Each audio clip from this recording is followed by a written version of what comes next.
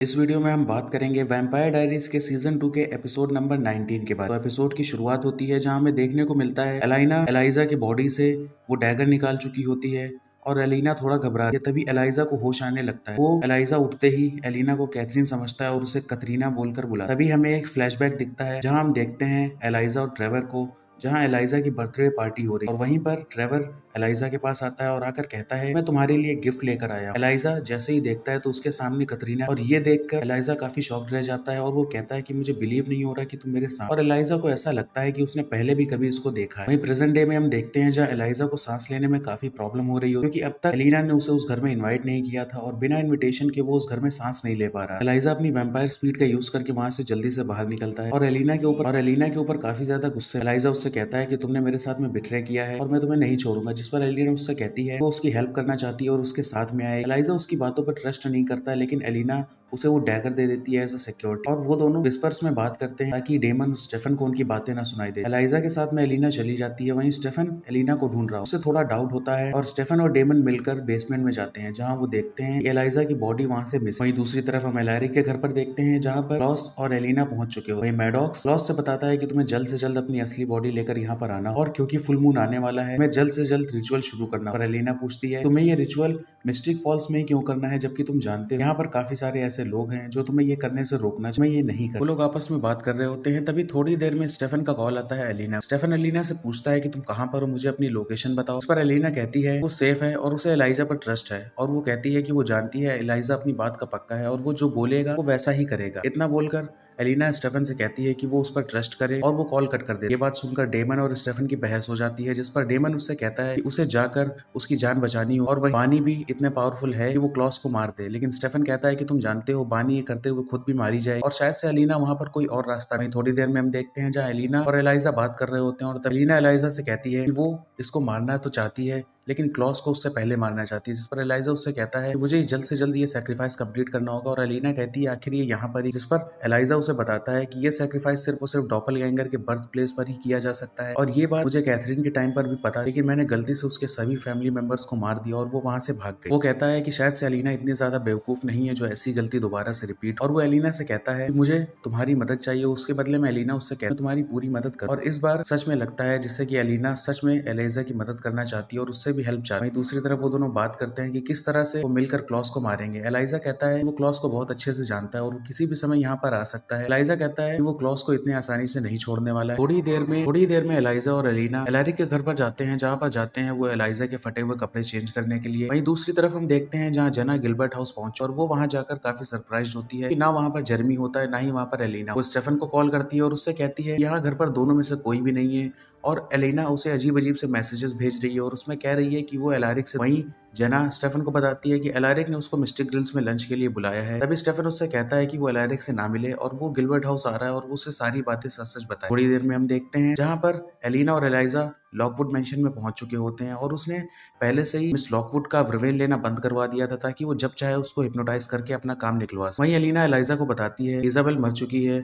और क्लॉस भी पता नहीं कब यहाँ पर आ जाए और वो आकर के अपना काम कर सकता है और शायद से वो कैथरीन को भी मार। दूसरी तरफ एलाइजा उससे कहता है कि मैं जानता हूँ क्लॉस के काम करने का स्टाइल ये नहीं है और वो इतनी आसानी से उसे। एलाइजा एलिना को बताता है वो और क्लॉस भाई है, और ये बात सुनते ही एलिना काफी ज्यादा शॉक्ड रह जाती है। दूसरी तरफ हम देखते हैं जहाँ पर स्टेफन गिलबर्ट हाउस पहुंच रहा होता है और उधर ही डेमन भी पहुंच जाता है कैथरीन से मिलने के लिए, लेकिन डेमन उस घर के अंदर नहीं जा पाता क्योंकि एलैरिक ने अभी तक उसको अपने घर में इनवाइट नहीं किया। डेमन कैथरीन को एक वेविन की बोतल देता है और उससे कहता है कि मेरा तुम्हारे ऊपर एक एहसान है और अब जब भी मैं चाहूँ तुम्हें मुझे ये वापस चुकाना हो। कैथरीन उसकी बात पर एग्री करती है और डेमन वहां से निकल जाता है। वही तरफ स्टेफन भी गिलबर्ट हाउस पहुंच चुका होता है और वहां जाकर वो देखता है कि एलैरिक की बॉडी पोजेस किया हुआ क्लॉस पहले से ही वहां पर। वहीं दूसरी तरफ एलाइजा भी एलिना को अपनी फैमिली के बारे में बता रहा होता है और वो बताता है कि उसकी मॉम डैड के 7 बेटे थे और उनमें से सभी के सभी इस समय दुनिया के सबसे पुराने वैम्पायर्स में से एक है। बताता है कि वो सभी भी स्टार्टिंग में एक ह्यूमन ही थे नॉर्मल। एलाइजा बताता है कि वो पहले ह्यूमंस थे जो वैम्पायर्स में कन्वर्ट हुए और उन्हीं से ओरिजिनल वैम्पायर्स की ब्लड लाइन आ गया और जिससे वैम्पायर्स बनते गए। एलिना एलाइजा से पूछती है कि जब क्लॉस तुम्हारा भाई है तो तुम उसको क्यों मारना चाहते हो। ये बात एलाइजा पूरी तरीके से इग्नोर करता है और वहां से बाहर चला जाता है। वहीं दूसरी तरफ हम देखते हैं जहाँ क्लॉस जेना को सारी बातें बताने लगता है, वैम्पायर्स के कर्स के बारे में और सभी चीजों के बारे में। वहीं एलिना को भी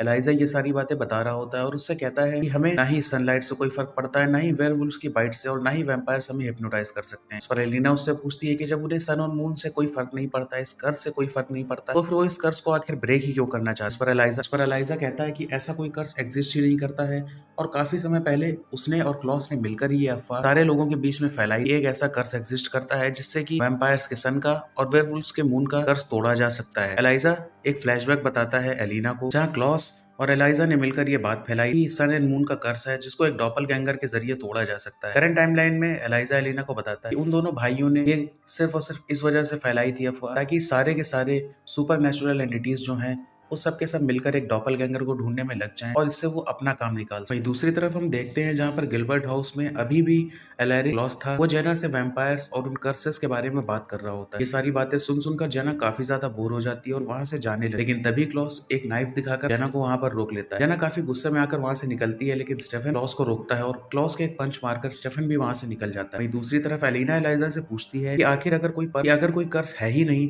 तो फिर वो लोग उसके पीछे क्यों पड़े और क्या करना चाहते हैं। इस पर एलाइजा एलिना को बताता है कि कर्स तो है, लेकिन वो सिर्फ और सिर्फ क्लॉस के ऊपर है, और एलिना भी उस कर्स को तोड़ने के लिए उसकी एक की है, जिस वजह से वो एलिना के पीछे पड़ा। वहीं थोड़ी देर में एलिना रिंग करता है और एलिना कॉल उठाती है, जिस पर स्टेफन सारी की सारी सिचुएशन बताता है जेना, एलारिक और क्लॉस एलिना को। ये सुनकर एलिना एलाइजा से कहती है कि उसे कुछ काम है और उसे कुछ जरूरी काम से यहाँ से जाना है, लेकिन वो कहती है कि मैं प्रॉमिस कर, मैं जल्द से जल्द वापस आ। एलिना वहां से निकल जाती है और तभी हमें एलाइजा का एक फ्लैशबैक देखने को मिलता है, जहाँ हम देखते हैं कैथरीन क्लॉस से बात कर रही होती है और वो उससे कहती है कि वो एलाइजा को पसंद करती है, लेकिन वो उसको भाव नहीं देता, और फिर वो जब उसके साथ रहना नहीं चाहता तो आखिर उसे कोर्ट क्यों कर रहा है, और कोर्ट का मतलब डेट होता है। वहीं हमें पता चलता है कि कैथरीन रहती तो क्लॉस के साथ में थी, लेकिन वो पसंद एलाइजा को कर, पर एलाइजा उसके ऊपर ध्यान नहीं देता। वहीं प्रेजेंट टाइम में हम देखते हैं जहां पर जेना सेल्वेटोर हाउस में पहुंच चुकी होती है और वहां पर एलिना भी पहुंचती है जेना से बात कर। एलिना जेना से कहती है कि उसकी सेफ्टी के लिए ही उसने अब तक ये सारी बातें उसे नहीं बताई। एलिना जेना को बताती है कि जेरमी और जॉन को भी इन सभी चीजों के बारे में पता है, और उनमें से किसी ने भी ये सब इसलिए नहीं बताया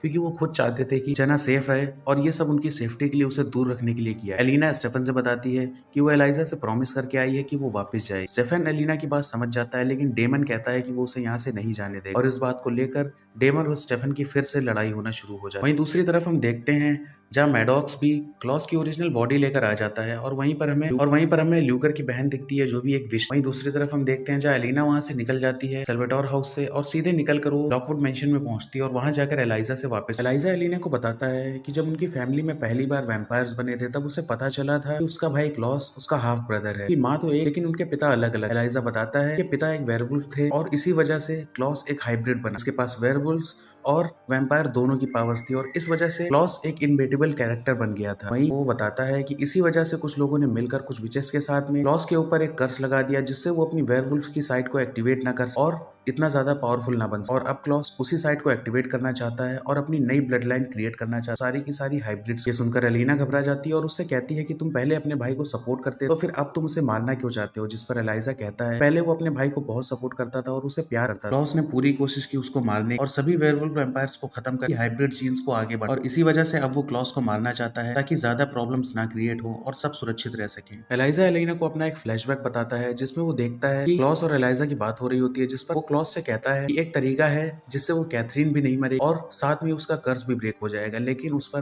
क्लॉस उससे कहता है उसे क्या फर्क पड़ेगा अगर कोई मरे या ना मरे, और वो वैम्पायर और वैम्पायर्स किसी से प्यार नहीं करते। और ये बात एलाइजा को अच्छी नहीं लगती और वो कहता है कि हम पहले तो कर, लेकिन क्लॉस कहता है कि अब वो बात नहीं रही और अब हम वैसे नहीं रहे। वहीं दूसरी तरफ हम देखते हैं जहाँ पर सेल्वेटोर हाउस में स्टेफन और डेमन को आपस में बहस करते हुए, और उन दोनों की बहस हो रही होती है एलिना को लेकर। डेमन उससे कहता है कि वो तुमसे प्यार भले ही करती है लेकिन तुम उसको डिजर्व नहीं कर, और इसी बात पर लड़ाई होते होते उन दोनों में फाइट होना शुरू हो जाए। वहीं दूसरी तरफ हम देखते हैं जहाँ पर एलिना समझ चुकी होती है कि उसके पास एलाइजा के पास कोई तरीका है जिससे वो एलिना को मरने नहीं देगा और कर्स भी टूट जाएगा। एलाइजा एलिना को बताता है वो सिल्वर डैगर और ओक ट्री की ऐश से भी कोई फर्क नहीं पड़ने वाला है, क्लॉस एक हाइब्रिड है और उसे सिर्फ एक पावरफुल विच ही मार। वो बस इतना चाहता था कि एलिना उस पर ट्रस्ट करे और कैथरीन के तरीका भाग कर खुद को वैम्पायर में कन्वर्ट ना कर ले। वहीं दूसरी तरफ हम देखते हैं जहाँ पर मैडॉक्स और ग्रेटा मिलकर एक स्पेल कास्ट कर रहे हो और वो क्लॉस की ओरिजिनल बॉडी को वहां पर बुला ले, और इसी के साथ वैम्पायर डायरीज के सीजन 2 का एपिसोड नंबर 19 खत्म होता है। अगर आपको वीडियो पसंद आया हो वीडियो को लाइक जरूर कर, चैनल को सब्सक्राइब करके बेल आइकन दबा। मैं मिलता हूँ आपसे नेक्स्ट वीडियो में, तब